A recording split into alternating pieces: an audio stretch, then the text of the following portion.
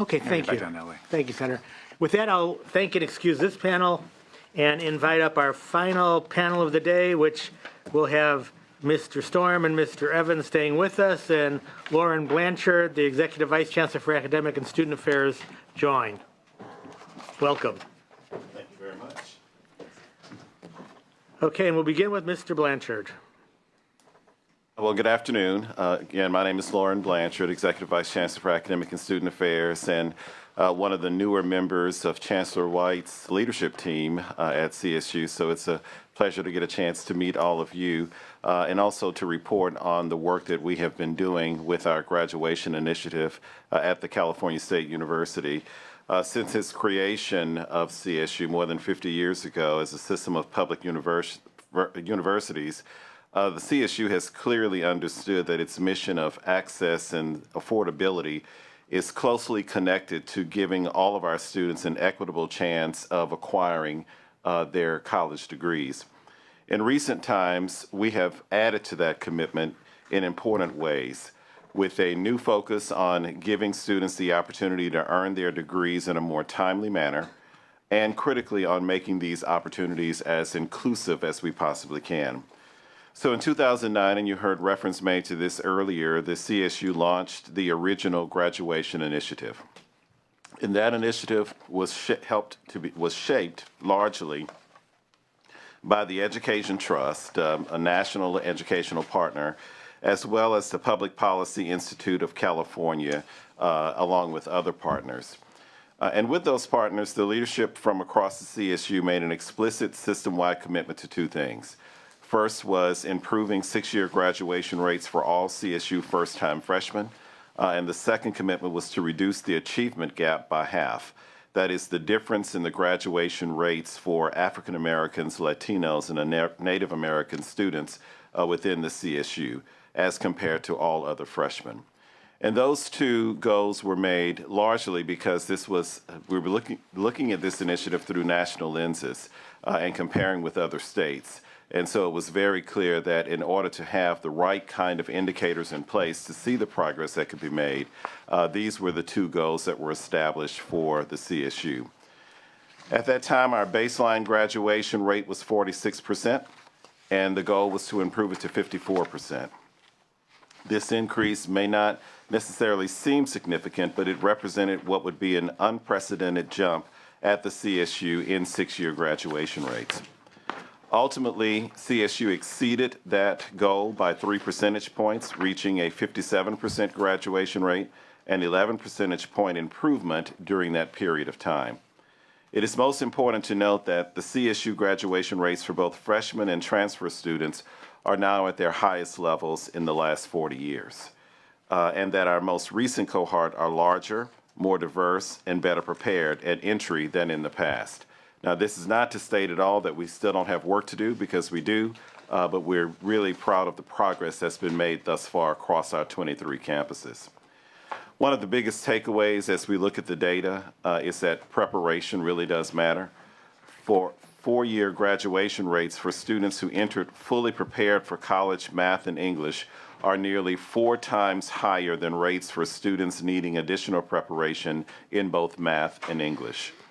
It is not surprising, I'm sure, to you that we find that preparation does matter. College readiness in math and English at the beginning of the first term of enrollment is and has been a cornerstone for success in the academically rigorous coursework required to actually earn a degree. Our campuses continue focused efforts to provide academic support to ensure that all students are prepared to succeed in their coursework.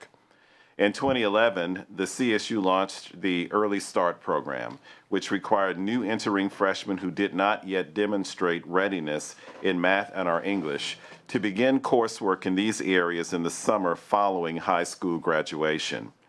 Early Start is now resulting in an additional 6,000 students annually making progress toward or achieving proficiency in mathematics and English by the beginning of their fall term. The racial and ethnic composition of California and the nation as a whole has become more diverse in recent decades, and the CSU student body certainly reflects that changing demographic, that changing diversity. And while six-year graduation rates for every ethnic race group improved, the achievement gap during that time frame did not close. So in January, CSU Chancellor Tim White announced that closing the achievement gap will be the primary focus of the 2025 initiative, which is our phase 2 of our graduation initiative.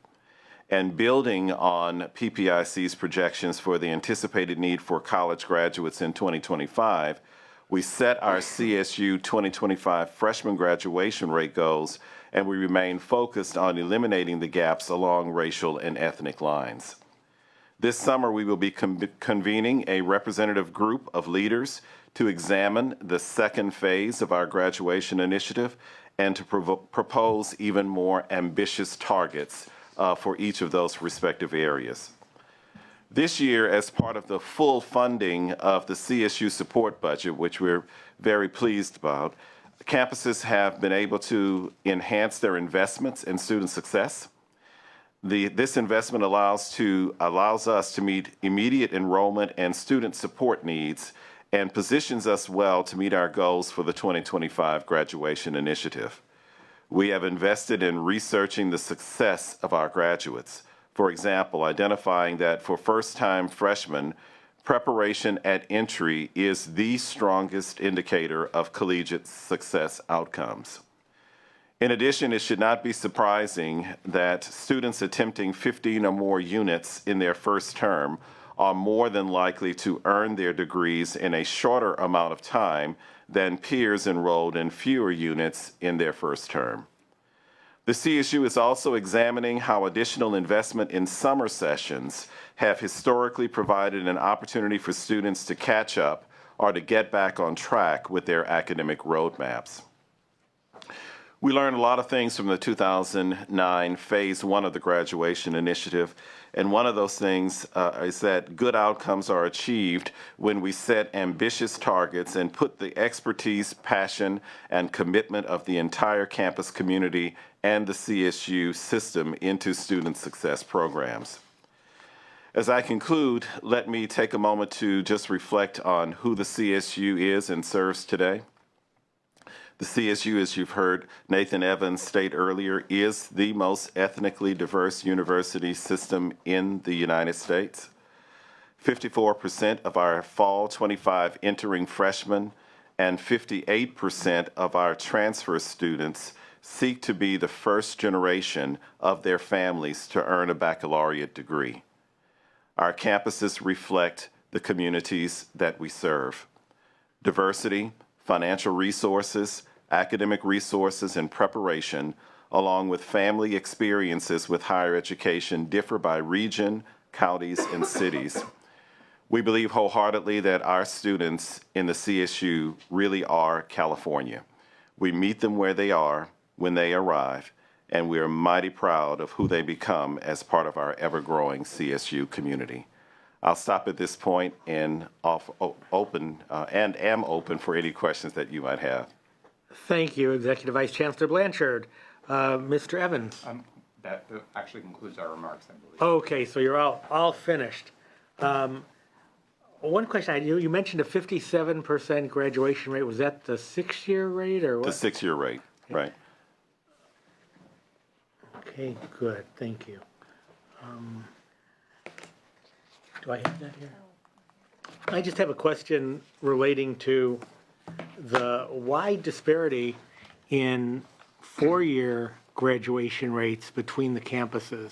A chart that I think you guys at one point provided shows that San Luis Obispo is up at 47%, Maritime Academy 45%, San Diego State 38%, it looks like. But then you go down to Sac State 9%, LA, CSU LA 6%, Dominguez Hills 5%, San Marcos 14%. Just to pick two out of that, if you look at San Diego State with 34%, and you head 30 miles north, and you come to San Marcos with 14%. Why the disparity? Who's going to start first? That's a fantastic question. I think, as Dr. Blanchard referenced, our campuses are often are reflective of the communities they serve, and we do see preparation varying by region. As I also discussed, amongst campuses, we have variation in the admissions process. We have campuses that are, because they have greater demand than resources to support enrollment, then they are selecting students that are above that minimum eligibility. And that, just the two campuses you referenced, San Diego State is impacted by major, so it is in that most highly selective column.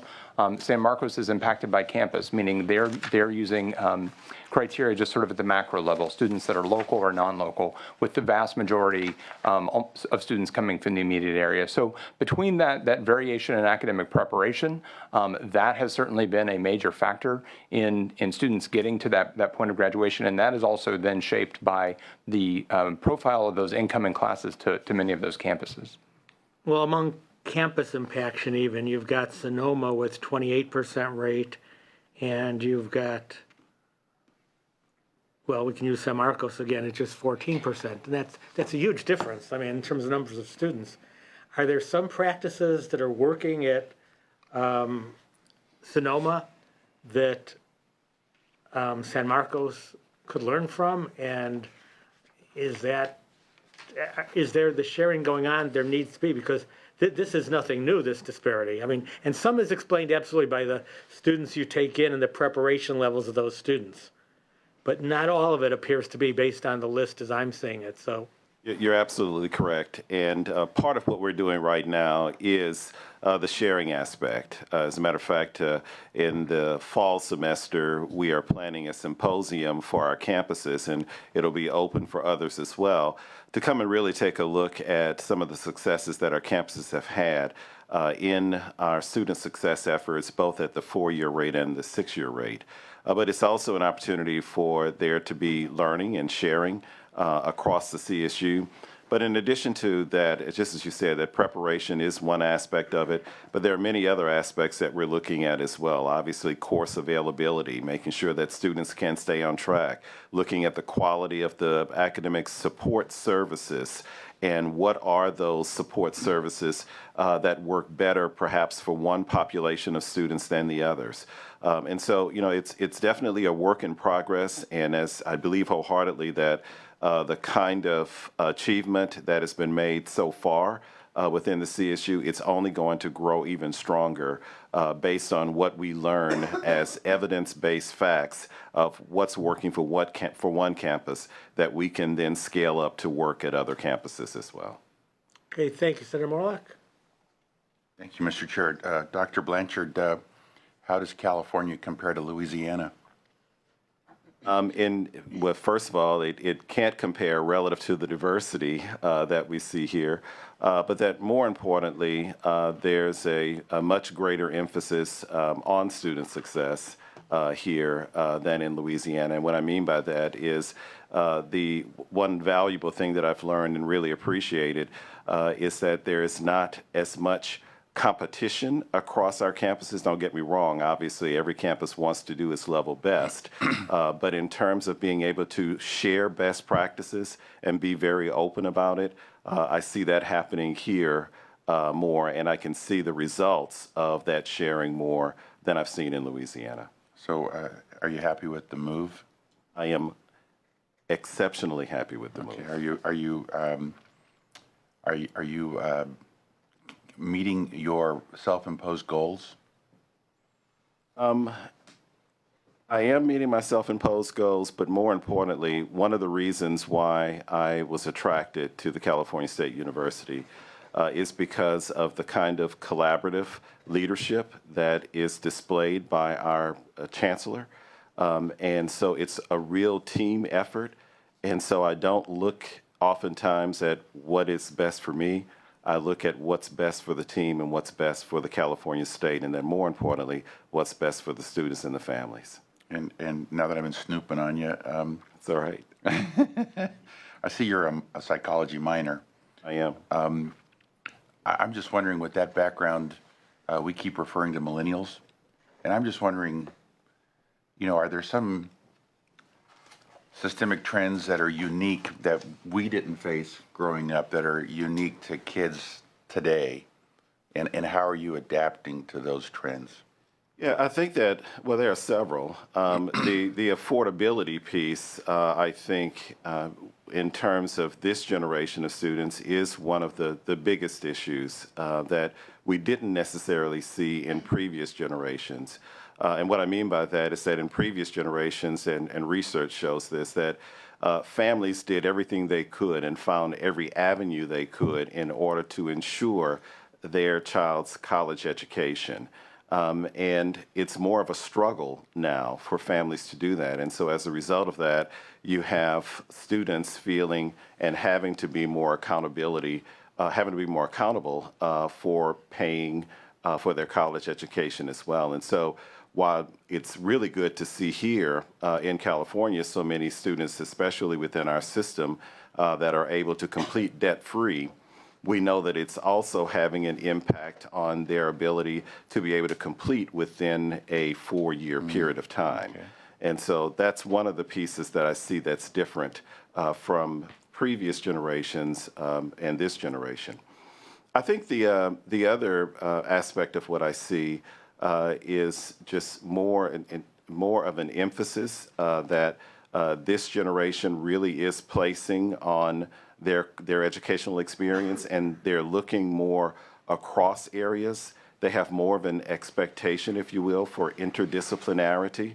They're not lockstep in saying, I just want a degree in English, but they want to know how that English degree might actually tie in with political views and political science, and how that might then enrich them to be able to go on in looking at workforce needs that can tie in to the ability to have multiple kinds of skill sets as opposed to a singular set of skills, a singular lens on skill sets.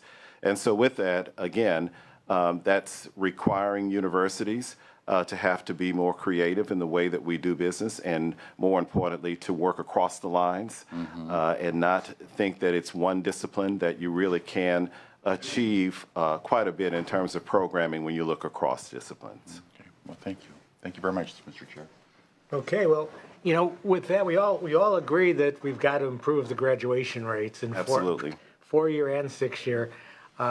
We're not quite sure yet how to get there, but it seems like the CSU is working to clearly move in the right direction, and I think I know the legislature appreciates that.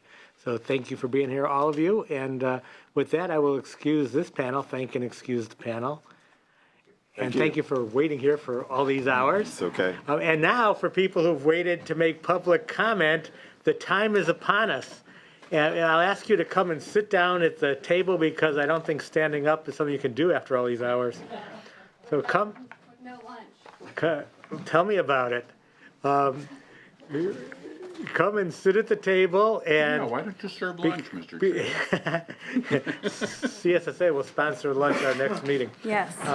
Sponsored now, by students. Because you've waited so long and there are only 3 of you, instead of our normal 1 minute time limit, we'll give you a minute and a half. No, take 2 full minutes if you need it. We'll go from left to right. And again, thank you for waiting here, and thank you for giving us comments you're about to give us. And that goes to all of you out there. This has been a long meeting today, and we'll all go get lunch soon. So go ahead. Thank you. This is Nora Lynn with the California Faculty Association. I just wanted to thank the committee for its ongoing support of higher education and the robust reinvestments it's made in the CSU in particular. I'm here today to stand in support of the CSU's request for an additional $101 million for their support budget above the governor's proposed budget. And I would also encourage this body to look at an ongoing investment in tenure track education and hiring within the CSU. It's important not only to offset the loss of tenure track through attrition, but just to grow and make the ranks more robust. Thank you so much. Thank you. Next speaker. Thank you. Good afternoon, Mr. Chair, Mr. Vice Chair. I'm Marianne Massenberg with the UAW. The UAW represents 25,000 academic workers at both UC and CSU, the graduate and undergraduate teaching assistants, readers and tutors, and the postdoctoral scholar researchers at UC, and a similar group at CSU.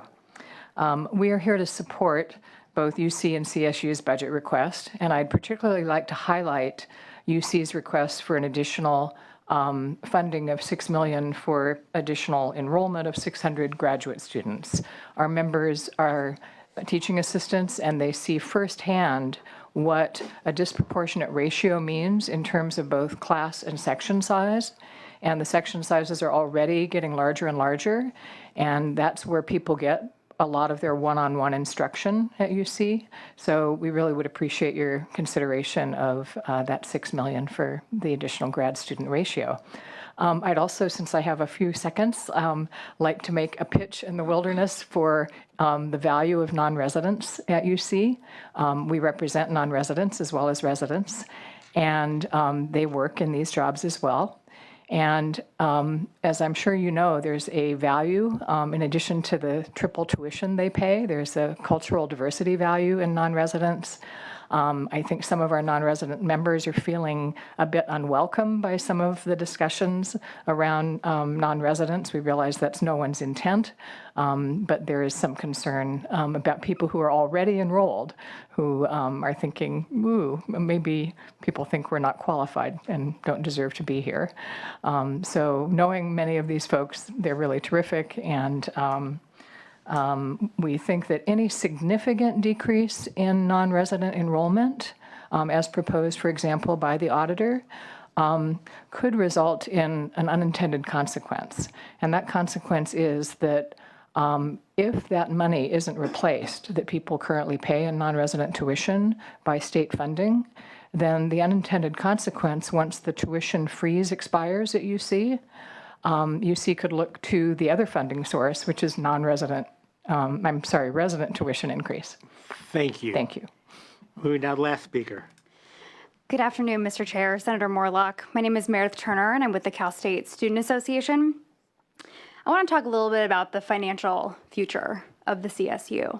As Mr. Storm mentioned, earlier this year, the CSU put out a report on the long-term financial sustainability of the CSU. And overall, CSSA thought that it was a really thoughtful, thorough report that highlighted the CSU's role, the students' role, and the state's role in ensuring that the CSU continue to be accessible to Californians in the future. But what the report did highlight was that the CSU, based on current state funding, does not have the resources to fund our deferred maintenance issues, to ensure that students have seats in a class, to eliminate impaction, to ensure that the eligible students who are applying to our institutions have a spot. And now, in addition to this, post the report, you have an agreement between the CSU and CFA that is not funded in 2017, 18, and beyond. And as was alluded to, tuition will not remain frozen forever. In addition, you have the Department of Finance alluding to asking the CSU to do even more without additional resources to actually achieve those goals, which I believe CSU, CSSA, CFA are all committed to. So I'm asking that we reflect on the future of the CSU. CSSA wants the system to continue to be accessible, to be a vibrant university for the next generation of Californians. And I think in order for that to happen, we need you all to be real champions and to stand with CSU and provide that additional funding that we're requesting. Thank you. Thank you. That concludes our public comment for the day. Anything else, Mr. Morlock? Any other business for this hearing? Seeing none. That will conclude the Senate Budget Subcommittee number 1. We're now adjourned. Thank you all for your attendance, your participation.